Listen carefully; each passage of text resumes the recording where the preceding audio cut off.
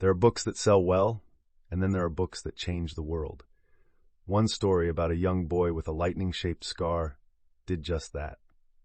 It all began on a quiet train ride from Manchester to London in 1990. A woman sat by the window, watching the English countryside blur past. She had no pen, no notebook, just an idea about a boy who didn't know he was a wizard, who lived in a cupboard under the stairs, and who was about to step into a world more magical than he could ever imagine. That woman was Joanne Rowling, J.K. Rowling, as the world would come to know her. What started as a fleeting thought on a train soon became an obsession. Characters appeared in her mind, fully formed. A kind but stern headmaster with a long silver beard, a boy with red hair and a big heart, a brainy girl who always had her hand in the air, and of course, the dark wizard whose name people feared to speak. But while her imagination soared, real life was anything but magical. In the years that followed, Rowling faced hardship after hardship. She lost her mother, her marriage ended, she found herself unemployed, living in Edinburgh as a single mother, and battling depression. Yet through it all, she kept writing. In cafes, between baby feedings, scribbling on scraps of paper, chapter by chapter, the world of Harry Potter was slowly coming to life. She finished the manuscript, typed it on a typewriter, and sent it to publishers. The rejections came, one after another, 12 in total. Some thought it was too long, others simply didn't get it. But Rowling held on to one simple hope, that someone, somewhere, would believe in her story. And finally, someone did. A small publishing house named Bloomsbury agreed to publish the book, but not before the CEO's 8-year-old daughter read the first chapter and begged to read more. In 1997, the first edition of Harry Potter and the Philosopher's Stone was released in the UK. Just 500 copies were printed, mostly for libraries. But word of mouth spread like wildfire. Readers were enchanted. Children who had never finished a book before were now devouring 300 pages in one sitting. The magical world Rowling had built wasn't just fantasy, it felt real, alive, and waiting to be explored. It wasn't just about spells and potions. At its heart, the story was about hope, about a lonely boy discovering that he was meant for more, about friendship, courage, and finding light even in the darkest of times. Harry Potter wasn't just a wizard, he was us. Every child who ever felt out of place, every teen who longed for adventure, every adult who still believed in magic. The sequels followed, each bigger than the last. Bookstores held midnight releases, fans dressed as wizards and queued for hours.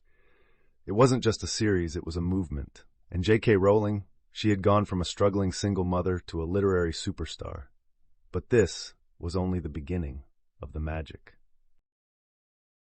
As the series gained momentum, so did the magic. Translations rolled out in over 80 languages, from English to Japanese, from Portuguese to Hindi. Children in Japan, Brazil, Germany, and India all waited eagerly to follow Harry, Ron, and Hermione on their next grand adventure. What began as a modest story, scribbled in cafes in the heart of the UK, had now blossomed into a global phenomenon. It wasn't just a book anymore, it was a movement. And then came Hollywood. In 2001, the first Harry Potter film cast its spell on the big screen.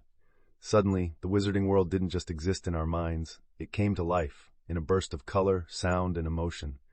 The casting was almost too perfect. Daniel Radcliffe, the boy with the lightning scar, Rupert Grint, the loyal, funny best friend, and Emma Watson, sharp, brilliant, and brave. They weren't just actors. They were Harry, Ron, and Hermione. The sets were built with obsessive detail. Hogwarts wasn't just a castle, it felt like a second home. Diagon Alley wasn't a fantasy market, it was where we all wanted to shop. The Forbidden Forest, it gave us goosebumps and curiosity all at once. Soon, every book release became an event. Not just an event, a worldwide celebration. Bookstores stayed open past midnight, kids in cloaks and glasses queued for hours, wands in hand, scars drawn on foreheads, eyes sparkling with the thrill of what lay ahead. By 2007, the final book, Harry Potter and the Deathly Hallows, was more than a release.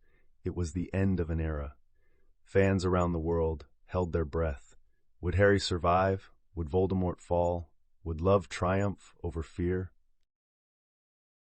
In just 24 hours, the book sold over 11 million copies, a number so magical, even the Ministry of Magic might raise an eyebrow. People read through the night, they laughed, they sobbed, they closed that final chapter, feeling like they'd said goodbye to a lifelong friend. But even as the original saga ended, the Wizarding world kept expanding. The spin-off films like Fantastic Beasts explored magical history. The Cursed Child, a stage play, continued Harry's story through the next generation. But just when it felt like the story was over, the magic whispered, "Not yet." The Wizarding world began to expand. Fantastic Beasts took us back in time, unveiling secrets of magical history we'd only ever wondered about. The Cursed Child, a daring stage play, showed us Harry as a parent, struggling with legacies, shadows, and the burden of his name. And through all this, the fans kept showing up. Theme parks began to rise, not just attractions, but immersive portals to Hogwarts. You could stroll through Hogsmeade, sip warm butterbeer, try on robes, and buy your wand at Ollivander's, just like Harry did. You could ride a hippogriff, or lose yourself in the towering halls of Hogwarts Castle, all while remembering the child you once were, who waited eagerly to turn the next page. But the real legacy isn't in the theme parks or merchandise. It's in the hearts of millions who fell in love with reading because of a boy with messy hair and broken glasses. But the real legacy isn't in the theme parks or merchandise. It's in the hearts of millions who fell in love with reading because of a boy with messy hair and broken glasses. The books didn't just entertain. They shaped minds, opened hearts, and reminded us that love, friendship, and bravery could conquer anything, even death. J.K. Rowling, the woman once scribbling chapters between baby naps, the single mother on benefits, became the world's first billionaire author. Its influence stretches beyond pages, into classrooms, libraries, dorm rooms, and dreams. Whether you're a first-time reader or you're rereading it for the 10th time, the magic never fades, because Hogwarts will always be there to welcome you home.